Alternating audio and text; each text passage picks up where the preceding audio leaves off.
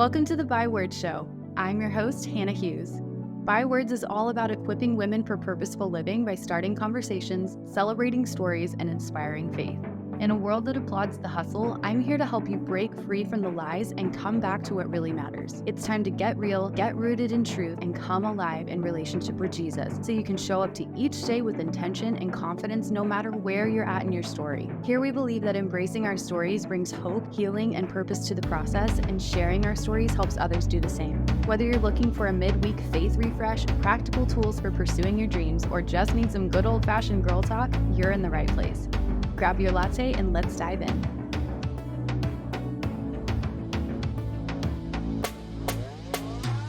Hello, everybody. Welcome back to another episode of the Bywords Show. Today is the day. I'm so glad you're here.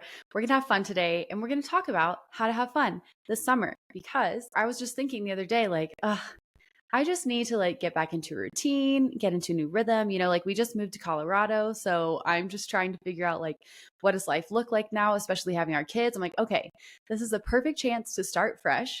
But then I also realized, this is some things that I would have done in the past. As I was forming this list of ideas, these are things that I have done to get out of a rut. So if there have been seasons in my life where I just feel stagnant, stuck, bored even, or just need a little refresh for my spirit, soul, or body, these are some things that I would do. So I compiled a list for you today of ways to get out of a rut and have more fun this summer. Reclaim your joy and just just have fun.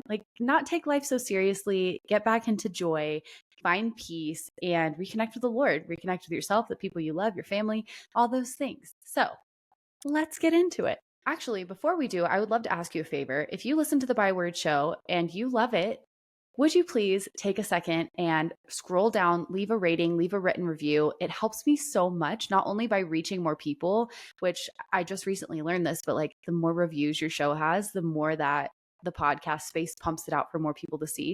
But also it just fills my cup.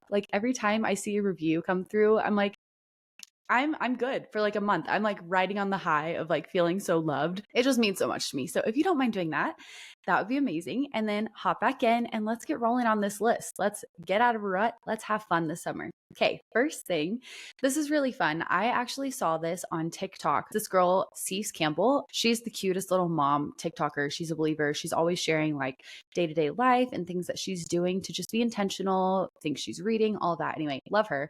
But she shared this tip one time about exploring your city with your child, or you could do it yourself as well, as if you were showing it to someone for the first time.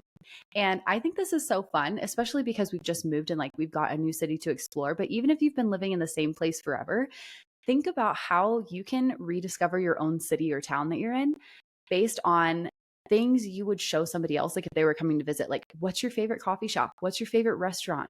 Where do you like to go on walks? What's a cool park? Are there cool things in your city, whether it's a historical building or little spots around town that you maybe forget, a trail to hike, things like that you maybe forget about because you're just so used to it. It's become so familiar that you've just easily forgotten about it. Those kinds of things are just so fun. It's like seeing where you live again for the first time, or through a new set of eyes, kind of childlike eyes. And so Cease, when she does this, she's talking about exploring with her daughter, who's I think 1 or something. But it's just so sweet thinking about it that way, because it's it never gets old, really, if you think about it through the lens of, okay, if I were looking at where I live with fresh eyes, where would I go? Who would I see? What would I share? Those kinds of things. So maybe just start exactly where you're at from the beginning. Just look around you and see what you've missed because you've become so familiar with it. So that's the first thing. I thought about numbering these. Maybe I should. 1, 2, 3, 4. 10 things. Okay, I just went through and numbered all of these so I can stay on track. And that way we have a round number to hit. Okay, so number 2, learn something new. I feel so refreshed when I try something new. I used to hesitate on this so much, because I used to be a perfectionist. I used to feel I can't do anything unless I know that I can do it perfectly. And that is just pointless. So nobody ever starts something new and is perfect the first try. That's just not realistic. So I'm really glad that I've slowly kind of broken out of that approach to life. But learning something new, starting as a learner on something, going to the beginning of a process again, that is just so refreshing because a lot of the times you're learning a new skill. So it's like stretching your creativity. It's, it could be stimulating your parasympathetic nervous system if it's something that you're doing with your hands, like pottery or painting. There are so many simple things that you can do or try, whether it's cooking, whether it's, like just going for a hike, trying something that you've never done before, taking the pressure off of yourself to get it perfect or know all the details, know everything about it. There's just like, can I just say, I'm so over this pressure that people feel to like monetize their hobbies or like become a pro or start an Instagram account for everything that they try. We don't have to do that. We should like normalize just trying new things just for the sake of trying them without having to be perfect or even good at them. Like it's just fun to try something new just because. So for me this summer, I'm actually trying different workout classes. I don't know if you know this, but if you've never been to like an Orange Theory class or a Pilates class, a bar class, most of the time these places have a free intro class that you can take. And it's just fun. It's like there's no commitment. Of course, they're going to want to like get you to buy the membership. But for me, it's just like I just want to go try different kinds of exercise and see what I like, see what's fun. I would also really love to try pottery. That's on my 30 by 30 list, which is basically a bucket list I've made for myself of things to do or try before I turn 30 this year. So I'm just like getting into the mode of trying new things, and it has been so much fun. So I would encourage you, if you're in a place where you're like, I just need to add some fun to my life, try something new. Try something you've never tried before. You could go to a hockey game. You could read a new genre. You could join a book club. Like we'll get into some of these other ideas, but try something new. Think of a list. Actually, Christopher and I did this one time on a date. We wrote down a list of all these things that we would love to try, like just because. And Christopher and I wrote down things like taking a dance class, pottery class, a wine tasting, like all of these random things that we had never done before. And it was so fun because to me, I was like, this doesn't have anything to do with anything else in our life. It's just like fun, random things that we would like to experience at some point in our lives. Because now, if we ever get to a point where we have the opportunity or the funds to try something new, like a class, or we go on a date and it's like, oh, let's try something different. We've got a list of places we want to try, activities we want to try, and it's just so much fun. So I would encourage you to do that with yourself, with a friend, with your partner, whatever. It's just so much fun. Number 3, get back into reading. Y'all know that I love reading, okay? I have found myself, though, in a few reading slumps through the past few years. And I just got to say, like, don't give up on reading. If you haven't found a series or a genre or an author that you love yet, don't give up. Oh my gosh, there are so many good books out there, you guys. I wish that I could just, let me see if I can think of some recommendations off the top of my head, things that I've read recently. Okay, nonfiction books that I've read recently and loved. Undistracted by Bob Goff. I literally feel like he wrote that book to me. It's like he did everything except say my whole name.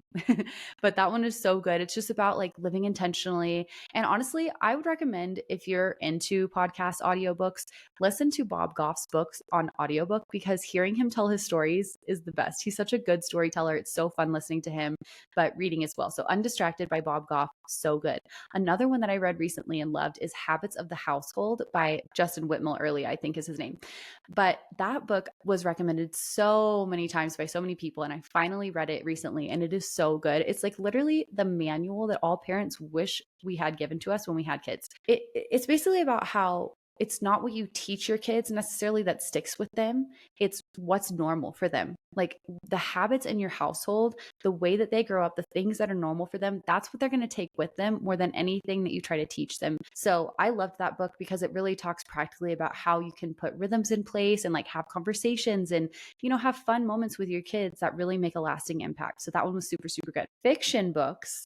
I am a really big fantasy nerd, which I never was before. I would say like the past 2 years, but my friends got me into some series. I won't even try to explain it because I actually saw this TikTok the other day. It was like, if somebody asks you what you're reading and you say fantasy and they don't know like what it is, you just stop there. Like you don't try to explain fantasy to a non-fantasy reader because it makes no sense. And like we're not on the same page, So anyway, I have found some good fantasy books. I also really love thrillers, psychological thrillers, mystery kind of books. Nothing too crazy, all right?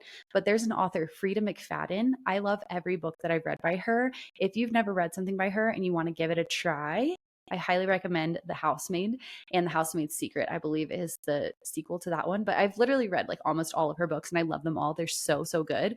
They're just like the perfect amount of suspense without it being like crazy or scary or anything like that. So love those. But honestly, like just give different genres a try. I know there are so many summer reading challenges. We actually enrolled our kids in the library summer reading challenge. And that's always fun for me because when I have a goal of reading with my kids, whether or not we actually hit the goal for the library, it's just fun to like try new things, try new books, find new authors that you really like. Because once you get into reading and you find your sweet spot, it's so much fun. Okay. So much fun. I literally just, there are times when I'm like, we should just start a By Words book club because I just love reading so much. And I know so many of you do too. And I just could literally talk about books all day, but I don't want to take all of your time talking about that. So I'll stop there. But let me know if we should do a By Words book club because I personally think that would be so much fun. Okay, number 4, decluttering. And with that, cleaning out all the clothes that don't fit you or that make you not feel good about yourself. It's just not worth it holding on to those things. I found like maybe if there are a few things that you've really spent a lot of money on that you want to hold on to maybe try again someday, I get it. But like I'm just past the point in my life where I'm holding on to quote skinny clothes or like waiting to fit into those clothes. Like I'm just going to like dress my body for how it is now.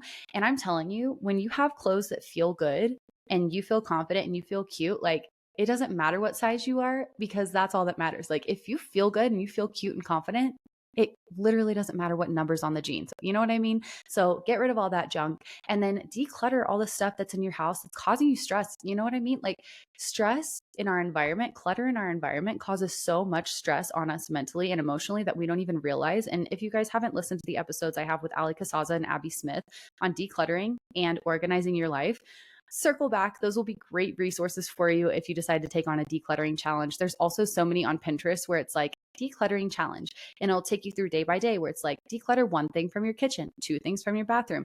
And it's just very simple. It's not like you have to get rid of every single item in your house that you don't use or love today. But like for me, at least, creating a habit that's just been gradually clearing out our space of things that we don't use or like. I mean, also we just moved. So we went through literally every item that we own, but it was really freeing to let go of things that I really was honest with myself about, I just don't need this, or I would rather get a different version of this, or I'd rather, upgrade this version, or I just don't use this anymore. Those kinds of things, just let it go. You'll feel a million pounds lighter. And it is just such a good feeling of relief. So highly recommend taking some time to do that. Number 5, make going to church a priority.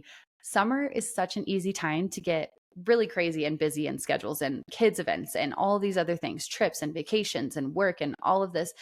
But I just realized in our own life when we were going through a transition in between churches, we had a while where we weren't going consistently anywhere. And it was also after I had Della, and obviously she was in the NICU and we had all of those health issues. But I could just feel a difference in my spirit and in my mental health and like the way that I relate to people when we weren't intentionally, consistently connecting into a local church. And I hope that this doesn't come across like legalistic or anything because it's not at all. Like I really do believe that we are called to invest in our local church. It's the bride of Christ. She's important, even though she's not perfect. I think Janessa Waite said that in our episode. But yeah, it's just so important. And we need people to grow our faith, to grow our spirits, to grow our minds, to help us help us parent, help us in our marriages, to help us be stronger in every area of life. And God created this community for us of believers through the local church to be able to grow and pursue him with other people. And like that's just the coolest thing ever. So if you're missing out on that in your life right now, I would highly recommend trying it again. And don't like make it a legalistic pressure thing where it's checking a box, but like find your people basically is what I'm saying at the root of this. It doesn't have to be a certain kind of church. It doesn't have to be a certain time of the week. Like just find your people, commit to going somewhere because it will make such a huge difference in your life, in your faith, in your relationships with other people, even in your family. When we bring our kids to church with us, I just see such a light in Jude. Like, I love it, like having him in worship with us or hearing about what he's learning in kids' church. Like, it's just so special. And I love that being an anchor for our family throughout our week. It's just, we know a non-negotiable for us is going to church because we have seen when we don't go to church, everything else kind of just falls apart. So that's a bit dramatic, but you know what I mean? Like, you can just tell a difference. Definitely make going to church priority if you haven't for a while. It's a perfect time to get started, especially as we go into the fall. Just committing to having church as an anchor point in your week is a game changer. Along with that, number 6, get back into the Bible. If you have not studied the word for a while, and I mean, I'm not pointing fingers, like literally this list was things that I want to do myself. So for me, it's really easy to forget about Bible reading or just like let the day pass me by. And then at the end of the day, I'm like, oh, I haven't done my Bible study or my devotion for today, but I'm so tired. I would rather just watch Netflix.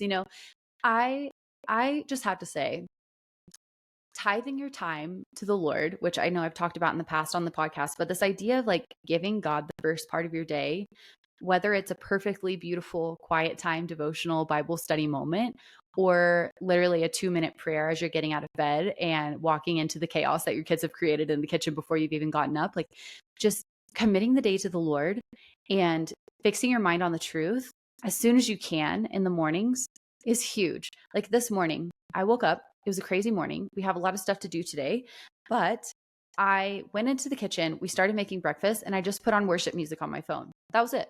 And already I feel connected to the Lord because that was the first thing I did before getting on social media. And it wasn't anything crazy or beautiful or aesthetic. I just put on some worship music and we listened to it while we got ready for the day. And it was just such a sweet moment because it's just like a connection point at the beginning of your day, acknowledging the Lord, inviting him into the day. And then, like as you have time to, connect with him through the word as soon as you're able to. For me, I love doing the daily grace Bible studies. I'm actually doing, let me see if I have it right behind me. I'm doing this. Well, you can't really see it. The mic's right here, but I'm doing their Bible study right now called Craving Community. And it is so good. I'm only a few days in, but it's just really well done. It's talking about how friendships are hard, but the gospel can help. And it relates not only to relationships with people, but also how we have friendship with God through our faith. So it's really, really special, really cool. I love all of their Bible studies. It makes it really practical and tangible to really get in the word and understand it as you're studying scripture. They have so many tools on all of their devotional studies. At the beginning, they talk through like attributes of God, how to study the Bible, the meta narrative of scripture, and understanding the gospel. And everything you could need to feel equipped to study the Bible right there. They also have kids resources. They're just amazing. Can't recommend Daily Grace Co. enough. I have them linked in the show notes always for you guys to go look, and they always have sales. I'm telling you, they're so affordable. They have their devotionals on sale for like $5 or $10 on a daily basis. So if you need somewhere to start for getting back into the Bible, highly, highly recommend Daily Grace Co. Number 7, this one is really fun. Do something that the kid version of yourself would love. I've been thinking about this a lot lately because our son Jude is 4.5, and he's just at the age where I'm remembering things from my childhood now that he's doing more of those things. Like we recently started looking for shapes in the clouds when we were driving. He'll be like, "Hey mom, look at that alligator over there." Or look, that looks like a dolphin jumping out of the cloud. It's so cute and it's just so fun, like using your imagination and doing something so silly like that. Like it's honestly so refreshing and fun to take the pressure off of yourself to be productive for 5 seconds and just engage with your childlike self. So I wrote down just a couple of ideas. Painting, whether it's watercoloring or paint by numbers, whatever kind of coloring you like. A lot of these are even activities you can do with your kids if you're a mom. So it's just a win-win, Kids are entertained, you're entertained, and it's just a fun time. Doing a puzzle, doing a word search. Y'all, I love a good word search. I actually have this really, really beautiful word search that I got from Amazon. I'll see if I can link it, but it is called Becoming, and it's by Margot. Can't remember her last name, but it's really cool. It's basically like a devotional word search. It's either a scripture or a quote that has to do with God, and it's designed for you to be able to meditate on it as you're looking for the words in the word search. And it's like really beautifully bound with this like cloth fabric. Oh my gosh, I'll have to like take a picture and link it for you guys when this episode comes out, but it is so much fun. I even got myself these little pastel highlighters, like neutral color highlighters to do it, and it's just so relaxing and I love it. Like it's so much fun. You can bake something nostalgic. I remember growing up and my mom would always be baking. My mom is just a very good cook, very good at baking. Like she's known for her baked goods. It's so funny. Like they call them Walton famous cookies. It's so funny. Like they're just so good. She's just the typical like delicious baked goods mom. Like it's perfect. So I have taken a couple of notes from her book and I am learning, especially now that we live far away from them, to bake some of those things at home. So like cooking pancakes for breakfast or cookies, banana breads, things like that. They're so fun and it just brings back memories from childhood. So you could do that or you could do it with your kids. It's just really special and sweet. Cooking a new recipe right along with that. We've been looking for new recipes lately, and I just got to say, it is so satisfying when you find a new meal that's not only delicious and healthy, but everyone in your family will eat it. Like, that is a huge win in my book. I don't know about y'all. I got some picky kids over here, but it has been just really fun kind of playing with food. And if you're familiar with my story, you've probably heard me talk about how I used to have an eating disorder. And so for a long time, food was really stressful and overwhelming for me. But I'm coming to a place in my life, especially now that I have multiple mouths to feed other than my own. Like, I'm just discovering this interest. I won't say love for cooking, but I'm like learning to enjoy it a little bit more now that it's not such a like stressy thing for me. Anyway, that's a whole other story. But yeah, so finding new meals to cook. We've done things like HelloFresh. I've looked up recipes on Pinterest. We've done like see what's in the pantry and put something together meals. And it's just great. It's like really fun. And also involving your kids can just be something that makes it even more sweet. Things like that, just things your kid self would love. Like, I think back to when I was a kid and I just loved being outside and playing, walking around, looking at nature, building a pillow fort, reading and stargazing, all of those kinds of things. So think back to your childhood, or maybe if you're a mom, like watching your kids, what do they engage in? What is interesting and fun for them? Because a lot of the times it's so funny. Like, when you think about those things in you as a kid, like those, have you heard, okay, how do I explain this? Have you ever heard somebody talk about how the things that were true about you as a kid are the truest things about you?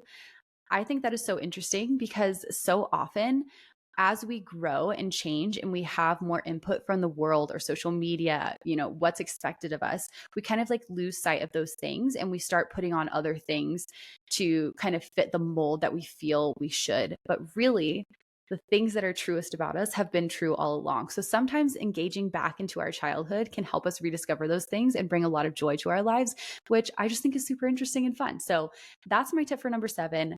Think back to your childhood or engage with your kids and what they're doing. Just have some fun, be childlike, and it brings a lot of joy. Number 8, kind of going along with the church piece, but join a local club or group. This is a really simple way to get connected, to meet new people who have kids, connect with other moms, connect with people who have similar interests or people at church even. And it's a lot of the times like a free and really easy thing to do. So like where we are right now, we have this organization called Mom Walk, and I'm pretty sure they're everywhere around the US. But basically, it's just a free walk that you can register for with other moms, and you go and it's like a couple times a month for free, and you just go meet other moms, walk with your kids. Usually they have like some fun event. Sometimes they do like a yoga in the park, or it's sponsored by a coffee shop so you can walk and then get coffee at the end. It's just really cute and fun. Or you could like plug into your library and see if they have a book club, or see what other like interest groups there are, or even ministries, nonprofits, organizations that you could get involved with as well. Like, there's just so many resources, especially at the library, y'all. Like, I snoozed on the library for way too long, but they have stuff going on all the time. There are groups, there are events, and most of the time they're all free. So if you need something to do this summer and you want to meet some people, you want to engage in community, check out your library, check out a church, get connected with local moms. There's a whole sea of opportunity just waiting to be explored.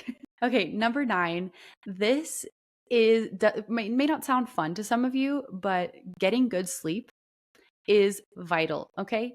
Because if you are not well rested, I can probably guarantee you're not going to be enjoying your life. If you're walking around feeling like a zombie, if you're super exhausted and fatigued, this is something that I am personally working on. I've shared with you guys one of my goals for this year is prioritizing better sleep, getting into a better sleep routine, winding down habits, all of that to support my sleep, because there's just so much that goes into this. Honestly, I should just do a whole episode on sleep because it just contributes to your stress levels, your vitality, like the level of joy and ability that you're able to engage with your life.